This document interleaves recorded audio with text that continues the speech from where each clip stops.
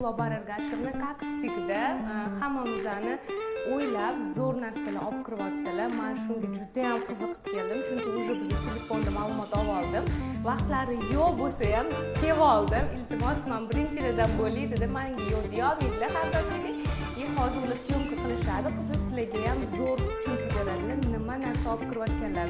Shitagitkalarda o'zgarish bor edi. Bularda ya'ni autoimmun tiroidit diagnozi bilan bunaqa holatda mana juda ham ko'pchilik qabulimga kelayotgan qizlarimda shikoyat shunaqa bo'ladiki, tez charchash, soch to'kilishi, asabiylik, uyquchanlik, tirnoqlarni mo'rtlashishi, holsizlik, shunaqa juda ham ko'p simptomlar bilan kechadi bu kasallik. Bu metod O'zbekistonga kirganida ozgina bo'ldi, boshqa mutaxassislarda ko'rdim, lekin to'g'risi men mana Ozondan birinchilardan bo'lib olib kirdim. Bilasizmi, hattoki o'zimda qo'rquvli bo'lgan, bu odamni o'ldirib qo'ymaydimi debdi. O'shaning uchun birinchi bo'lib o'zimda olib ko'rganman Ozonni. Bo'lmasa hamma standartlar bilan berishgan, lekin baribir hali qo'rquvingiz bo'ladi endi boshlangan narsaga. Bu hozirgi mana sizga boshlanayotgan protsedura ham men juda ham ko'pchilikni o'yladim, holatini qarayapman. Lecheniya qilaman. Yallig'lanish vоспалительный protsess bilan keladi, shamollashi bor женскийda.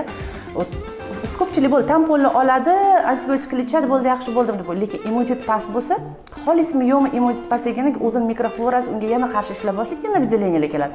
Kelishadi, voy, ana ikkita ginekologga bordim, yaxshi bo'lmayapman, lobarib. Men aytaman, to'xta, kompleksni lecheniya qilamiz. Qonni kammi, qonni ko'paytiramiz, immunitet pastni ko'taramiz.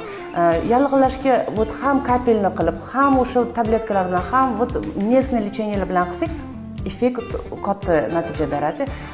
O'ylab ko'rdim, nega bularning immuniteti past, nega bularning immuniteti past. Mana shu narsani yaqinda Moskvadan kelib bizga leksiya o'tdi bu mavzuda. Men pul to'lab iltimos qildim, meni xodimlarim ham, chunki men bilganim bilan uni protsedura xodimlarim qiladi. Va o'shaning uchun xodimlarimni o'qitishga mana shu klinikamga olib keldim. Xodimlarimizni o'qitdik. Bu protsedura haqida hozir sizlarga podrobno tushuntirib beraman endi. Bu nima o'zi?